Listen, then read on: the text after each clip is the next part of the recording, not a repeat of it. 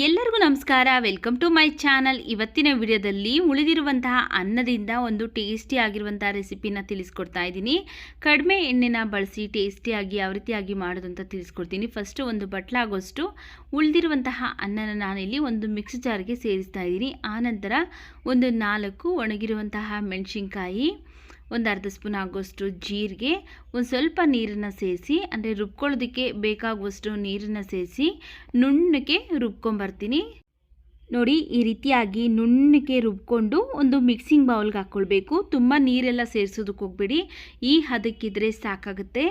ನೋಡಿ, ಈಗ ಒಂದು ಮಿಕ್ಸಿಂಗ್ ಬೌಲ್ಗೆ ಹಾಕ್ಕೊಂಡು ಒಂದು ಅರ್ಧ ಈರುಳ್ಳಿನ ಸಣ್ಣದಾಗಿ ಹೆಚ್ಚಿಬಿಟ್ಟು ಸೇರಿಸ್ತಾ ಇದ್ದೀನಿ.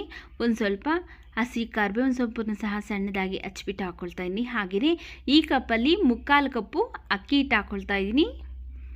ಹಾಗೆಯೇ ಇದಕ್ಕೆ ರುಚಿಗೆ ತಕ್ಕಷ್ಟು ಉಪ್ಪು ಹಾಕ್ಕೊಳ್ಬೇಕು. ಈಗ ಒಂದು ಅರ್ಧ ಸ್ಪೂನ್ ಆಗೋಷ್ಟು ಗರಂ ಮಸಾಲ.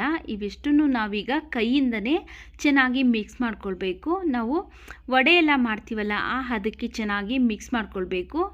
ನಿಮಗೇನಾದರೂ ಒಂದು ಸ್ವಲ್ಪ ತೆಳು ಅನಿಸಿದ್ರೆ ಇನ್ನು ಸ್ವಲ್ಪ ನೀವು ಅಕ್ಕಿ ಹಿಟ್ಟನ್ನು ಹಾಕ್ಕೊಂಡು ಮಿಕ್ಸ್ ಮಾಡ್ಕೊಳ್ಬೇಕು. ನೋಡಿ, ಈ ರೀತಿಯಾಗಿ ಚೆನ್ನಾಗಿ ಮಿಕ್ಸ್ ಮಾಡ್ಕೊಂಡಿದ್ದೀನಿ. ಈ ಹದಕ್ಕಿದ್ರೆ ಸಾಕಾಗುತ್ತೆ.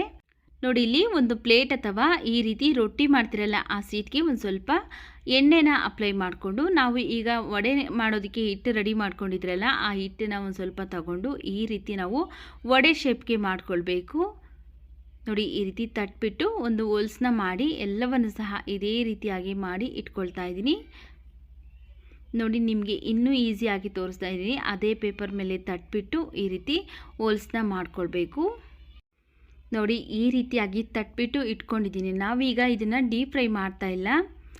ಒಂದು ಪ್ಯಾನ್ ಬಿಸಿಗಿಟ್ಟು ಅದಕ್ಕೆ ನಾನು ಒಂದು 2 ಸ್ಪೂನ್ ಆಗೋಷ್ಟು ಎಣ್ಣೆ ಹಾಕ್ಕೊಳ್ತಾ ಇದ್ದೀನಿ. ಅಷ್ಟೇ. ಎಣ್ಣೆ ಚೆನ್ನಾಗಿ ಬಿಸಿ ಆದಮೇಲೆ ಸ್ಟವ್ನ ಲೋ ಫ್ಲೇಮಲ್ಲಿ ಇಟ್ಕೊಂಡು ನಾವು ಮಾಡಿ ಇಟ್ಕೊಂಡಿದ್ರಲ್ಲ ವಡೆಗಳನ್ನ, ಆ ವಡೆಗಳನ್ನ ಇದರೊಳಗಡೆ ಹಾಕ್ಕೊಳ್ತಾ ಇದ್ದೀನಿ. ಹಾಕ್ಕೊಂಡು ಇದ್ರ ಮೇಲೆ ಒಂದು ಸ್ವಲ್ಪ ಎಣ್ಣೆನ ಹಾಕ್ಕೊಳ್ತಾ ಇದ್ದೀನಿ. ಎಣ್ಣೆನ ಹಾಕ್ಕೊಂಡು ಸ್ಟವ್ನ ಲೋ ಫ್ಲೇಮಲ್ಲೇ ಇಟ್ಕೊಂಡು ಚೆನ್ನಾಗಿ ಬೇಯಿಸ್ಕೊಳ್ಬೇಕು.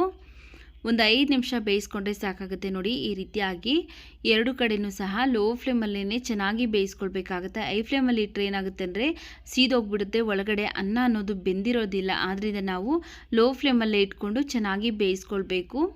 ಬೆಳಗ್ಗೆ ಅನ್ನ ಉಳಿದಿತ್ತು ಅಂದರೆ ಮಕ್ಕಳು ಸ್ಕೂಲಿಂದ ಬಂದಾಗ ನಾವು ಈ ರೆಸಿಪಿನ ಮಾಡಿ ಕೊಟ್ಟರೆ ಮಕ್ಕಳು ತುಂಬ ಇಷ್ಟಪಟ್ಟು ತಿಂತಾರೆ. ಯಾವಾಗಲೂ ಒಂದೇ ಥರ ಚಿತ್ರಾನ್ನ ಪುಳಿಯೋಗರೆ ಮಾಡ್ಕೊಂಡು ತಿನ್ನೋ ಬದಲು ಈ ರೀತಿ ಒಂದ್ಸಲಿ ಟ್ರೈ ಮಾಡಿ. ಕಡಿಮೆ ಎಣ್ಣೆನ ಬಳಸ್ಕೊಂಡು ಟೇಸ್ಟಿಯಾಗಿ ನಾವು ಬೆಳಗಿನ ತಿಂಡಿಗೆ ಅಥವಾ ಸಂಜೆ ಸ್ಕೂಲಿಂದ ಬಂದಾಗ ಸ್ನ್ಯಾಕ್ಸ್ಗೆ ಮಾಡಿ ಕೊಡ್ಬೋದು. ನೋಡಿ, ಈಗ ಎರಡು ಕಡೆಯೂ ಸಹ ಲೈಟಾಗಿ ಗೋಲ್ಡನ್ ಕಲರ್ ಬಂದಾದಮೇಲೆ ತೆಗೆದುಕೊಳ್ತಾ ಇದ್ದೀನಿ.